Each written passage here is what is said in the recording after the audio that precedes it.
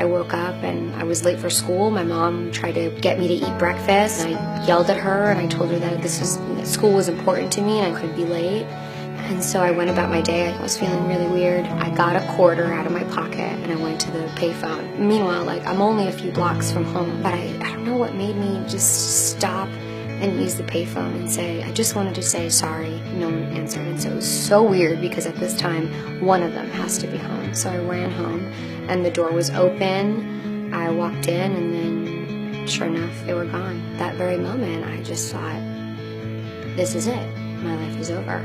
I have nothing.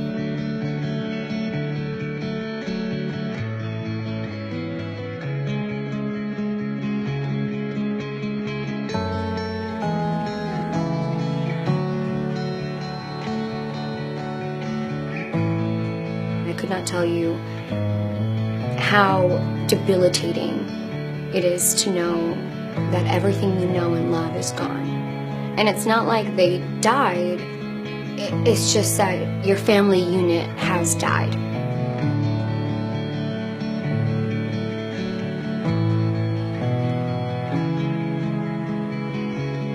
As soon as I got off that plane, I wanted to get back on. So when I saw my parents, immediately I was just shut off. It was like because you had to shut off your feelings for so long from being without them, you desensitized yourself from feeling anything for them. Because all you could feel for them was anger and resentment.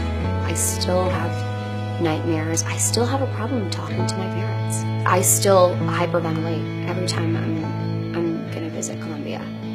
This is stuff that you will spend years working on. I'm seeing all these videos of families being reunited now. You could see that some of these kids don't recognize their parents, or they're just very angry at them.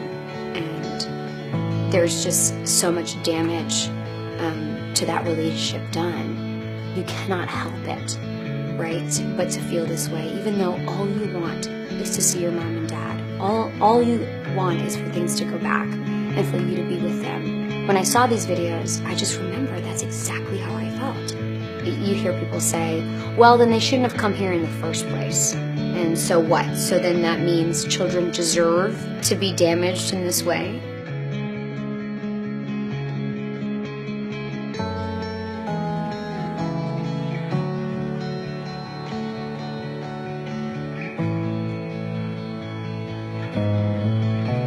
I found it so important at the time to come out with my story. People did not receive it all that well in the beginning because it was something that we didn't really talk about.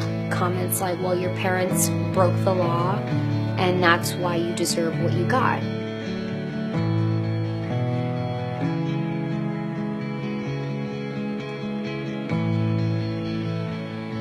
Abolish ICE.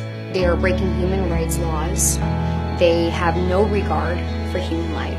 We don't need ICE. We didn't need ICE before. We don't need it now. Who's to say who is a criminal, right?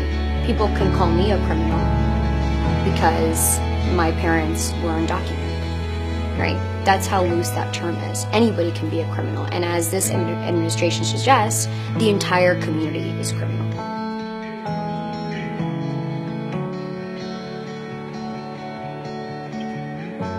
The kind of advice that I would give to a child who's going through family separation or is in fear of family separation is to educate themselves as much as possible. I think that many of us who are living under these conditions often tend to retreat and hide and sort of give up and say, well, this is my fate and this is sort of what life has given me and so this is what I deserve. None of us deserve any of this.